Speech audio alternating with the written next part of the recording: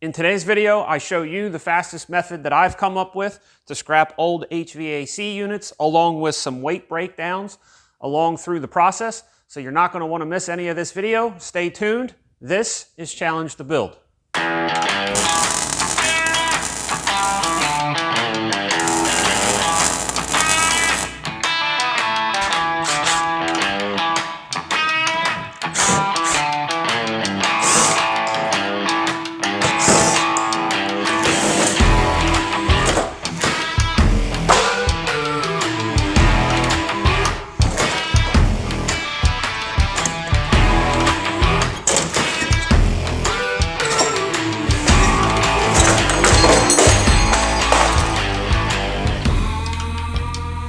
Hello everyone, welcome to Challenge the Build. My name is Paul Michael, and in today's video, I am going to show you how I scrap old HVAC units. In my opinion, these are probably some of the best scrap items that you can probably get and find.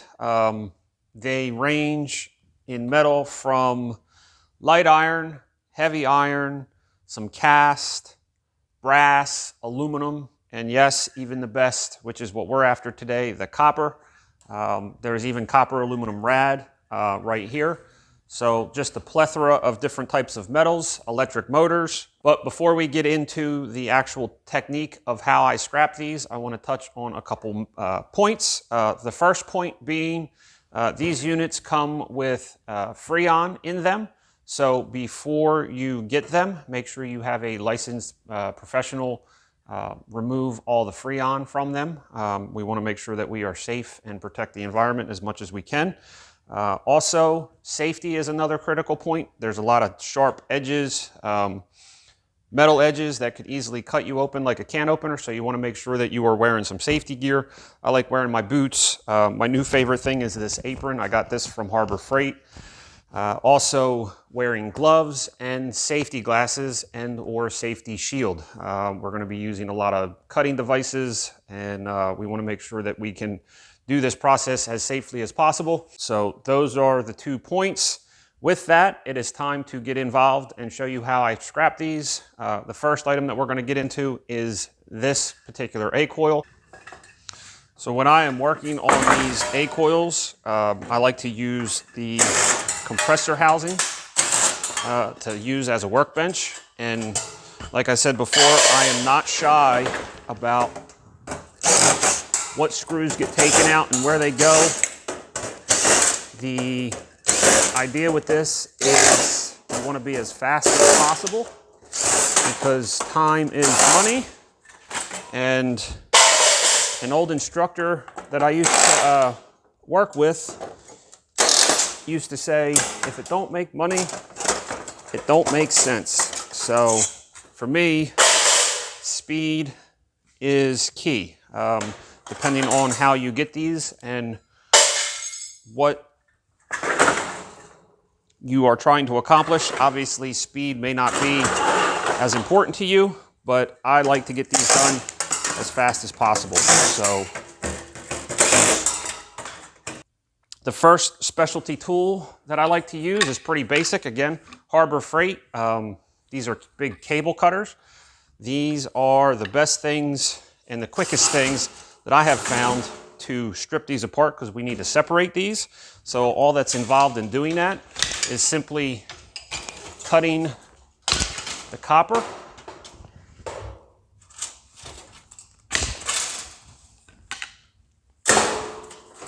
That's the first one.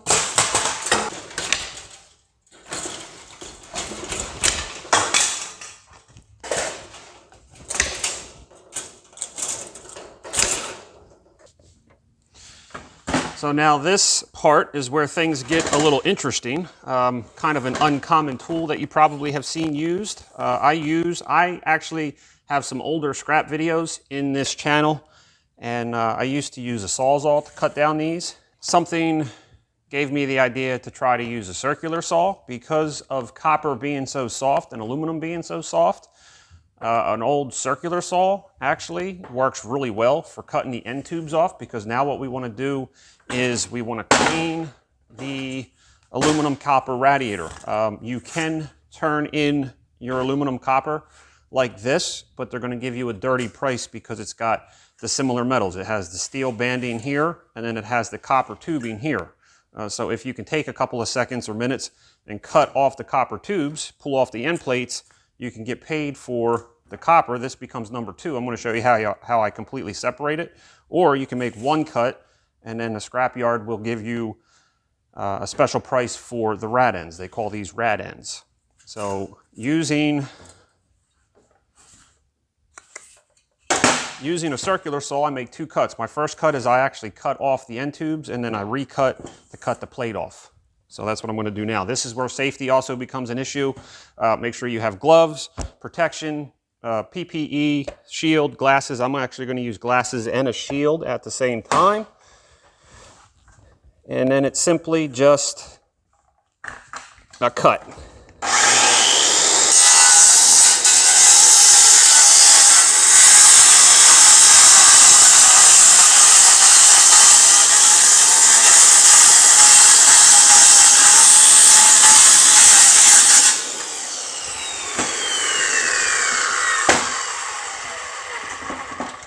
And of course, sometimes your aluminum copper radiators are deeper than 1 pass. That's interesting. So simply just make a second pass.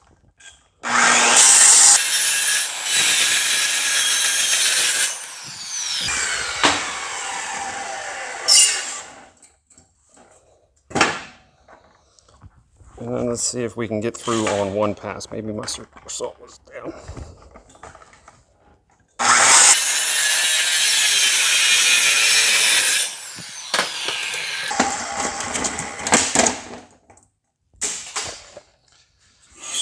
And then it's just a matter of repeating the same step on the other side.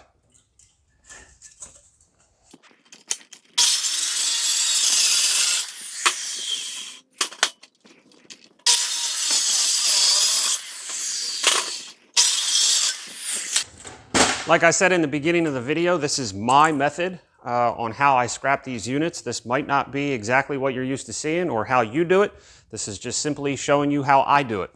I choose the method of the circular saw just for speed. I can make a couple cuts with the circular saw faster than I can with the Sawzall. And I would much rather go faster and lose a little bit of metal rather than wasting time in cutting to try to get all of the material, because me personally, I just don't think it's worth it. But what I'm going to do now is I'm going to show you the first segment of weigh-in. I'm only going to discuss the weights of what we pull out, only because I want this video to be universal. And I'm not going to talk about the dollar amounts for pounds, because obviously that's going to fluctuate from now until whenever. So specifically weights, I'm going to show you what they weigh, and then this way here it gives you guidance. You can take what the weight is and then multiply it by whatever you get per pound at your scrapyard or in whatever time frame we are in. The first thing I wanted to show you was this right here is what the rad ends look like when you don't make a double cut. I at least wanted to show you the difference between a before and after. A scrapyard will pay you a special price for these. So actually what I'm going to do is I'm just going to put this on the scale real quick. Not that it's much, but this one rad end weighs approximately 10 ounces. So typical A coil, 10-ounce rad end. So multiply that by however many you have, kind of gives you a rough idea. So the next thing I'm going to put on the scale is going to be number 2 copper. It's going to consist of the rad ends that we cut off, and then also in the beginning of the video I showed you how to cut the copper off with the cable cutter. So this is number 2 copper here as well. So this is all going to get weighed up, and then I'll give you a rough idea of what kind of copper I pulled off of the coil. So first is the loose. I feel like I'm on Gold Rush for a gold weigh-in. All right, so just the copper ends alone, we are at 1 pound, 7.7 ounces. And then with the additional copper, like I said, this is all number 2. So just the number 2 copper alone from the A coil, there's 3 pounds, 10 ounces. And now what you probably want to see is the weight on the copper aluminum. So these are copper aluminum rads, and 2 of them from the A coil, 16 pounds. Let's see if I can't mess this up. 16 pounds, 8 ounces. This is the external unit on the outside of the home. Same process as the box for the A coil. It's just a matter of removing all the bolts and the screws from the unit to tear it apart. It's just a matter of running around the unit and, like I said earlier, removing every single screw that you see. This way here, when it comes time to pull it apart, you won't get hung up on any of the screws. Simply remove the top, and there is exactly what I'm talking about. I missed one, and it hung me up. Put this in a pile for light iron. For this part of the process, you will need some wire cutters. Simple, small wire cutters. Cut some of the wiring. Pull out the fan. We're going to set this aside for later. And then now it's just a matter of continuing to pull out the screws along the bottom.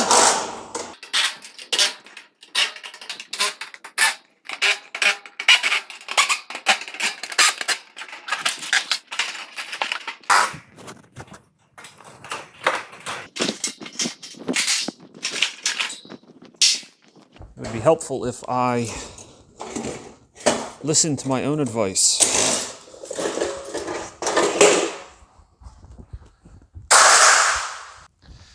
Now it's just a matter of grabbing the cable cutters and cutting some of the copper tubes that are holding the copper aluminum rad to the unit. So after a few cuts, this can get pulled off. So now sometimes, depending on what style coil comes off of the unit, the flanges or the rad end flanges will sometimes be very different. And this one is wrapped all the way around the unit. So what I'm going to do is just take a simple pair of pliers, bend this back. Again, all depending on what you get as far as units. It will depend on the process in which I take to do this. Considering that this is bent all the way over, I will not be worried about trying to cut the coils or the copper ends off and save them. So I'm just going to make one simple cut right down along the end, and then this will become one of those rad ends I talked about earlier. And most likely the same thing will happen with this one here. So put my face shield on, I got my gloves, and we're going to make a cut.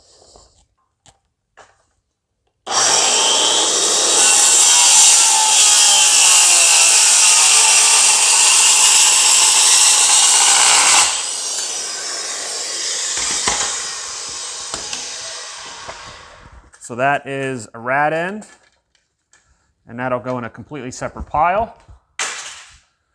And I am going to see if I can cut that off without bending that over. Actually, I think what I'm going to do is I'm just going to cut it. Let's see, maybe I can.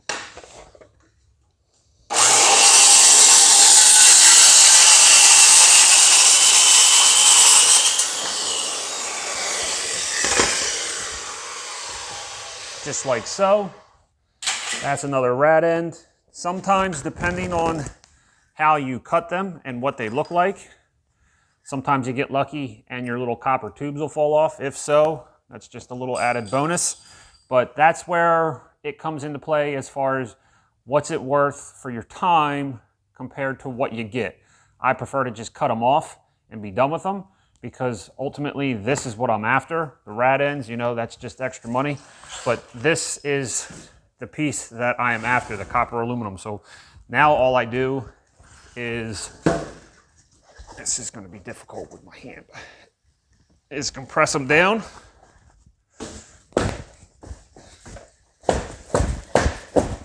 A few stomps.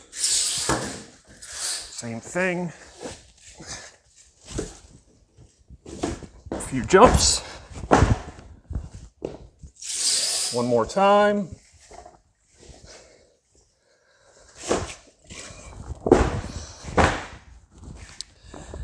And then now I'll give you a sample of how much this weighs. And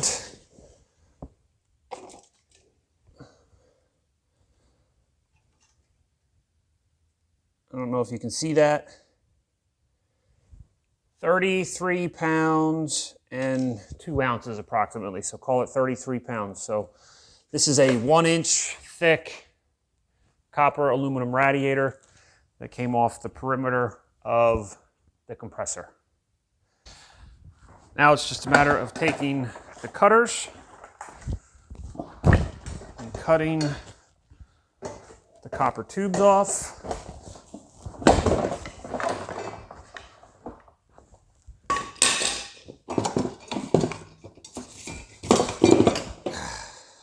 This will get set aside for later.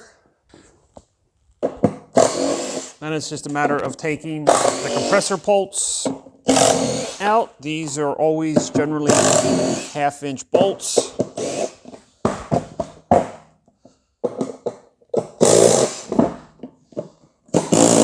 There we go.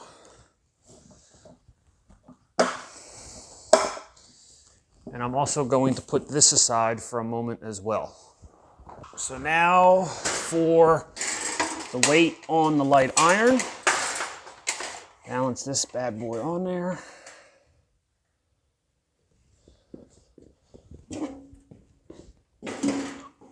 Along with that, a little balancing act.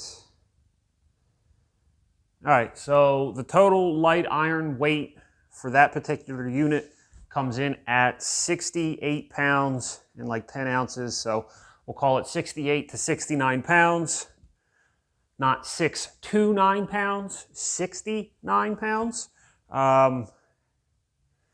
We will be able to salvage a little bit more weight from the canister reserve on that. Plus, also, we will continue to pull some weight out of the compressor. But as the unit as a whole, light iron is 68 to 69 pounds. So now that the unit is pretty much broken down, that leaves us with a few miscellaneous parts to take care of, one of which is just the mess of copper that is left from the copper aluminum rad and compressor housing, and it's more just the same. It's just a matter of taking the cable cutter and cutting all of the copper tubes off of it.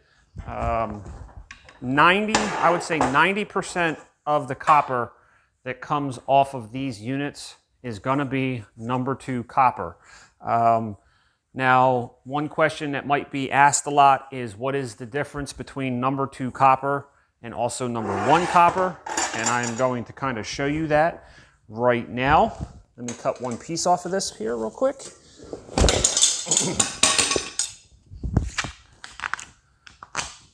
The way that I understand number 1 and number 2 copper, and this is going to vary from scrapyard to scrapyard, so make sure you work with the particular scrapyard that you deal with.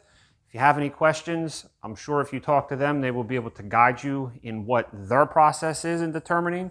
But the way that I understand number 2 copper is anything that has solder joints, multiple joints, dirt, paint, oil, etc.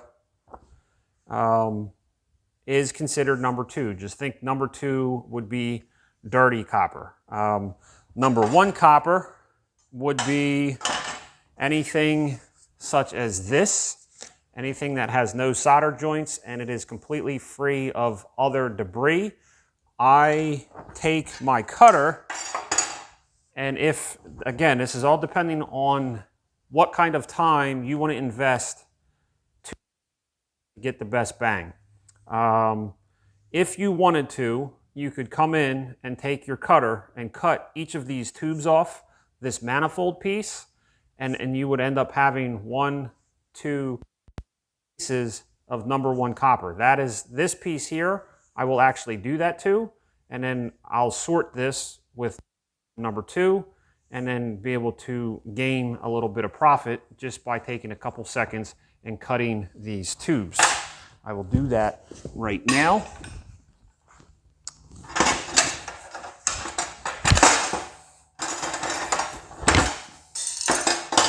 So it doesn't take very long to do it, but now I have just increased my profit a little bit by taking a couple seconds and cutting tubes off. Now this is all number 1 to me. This becomes number 2. And also the pricing is, again, I'm not going to talk about the pricing because it's going to vary from place to place and time frame to time frame.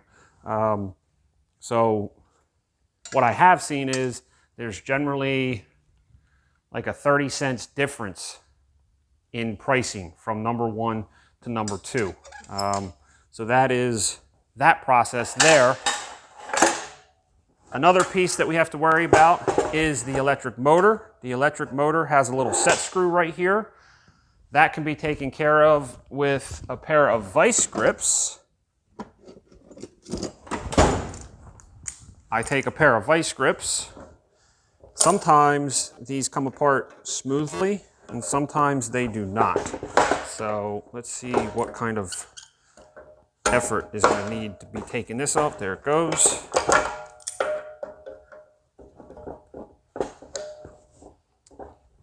This is another one of them items that sometimes I just do not spend the time to take apart. This one looks like it's pretty rusted. I'm going to grab a hammer. Now we're going to see if this comes apart. Hopefully it does.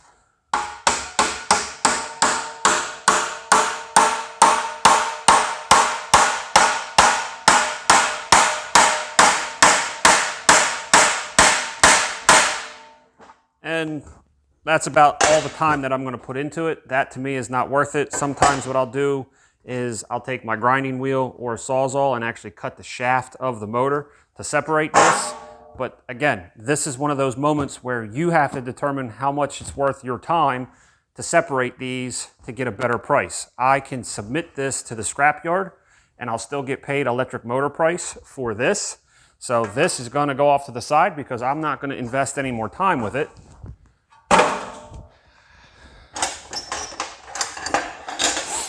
And then that leaves me with this, the main internal compressor. Unfortunately, because of the length of this video, I'm going to end the video here today. In an upcoming video, I'm going to break down how I cut these apart as well. This is a whole video in and itself because a lot of people don't mess with these. I am one of those people that have come up with a system that make it worth my while to do so. There are 2 different styles of compressors. This one being the one that came out of the unit. This is considered a scroll compressor. And bear with me one second. This is a piston style pump. So there's 2 different style pumps that I kind of want to break down for you. So we'll touch on that in an upcoming video. I want to say thank you for watching today's video. Please leave me a comment in the comment section below. Let me know if I forgot to show you anything. Let me know if this video has helped you in any way. Now it's time for you to go challenge your build and scrap them up. Be safe, have fun, and I'll see you in the next video.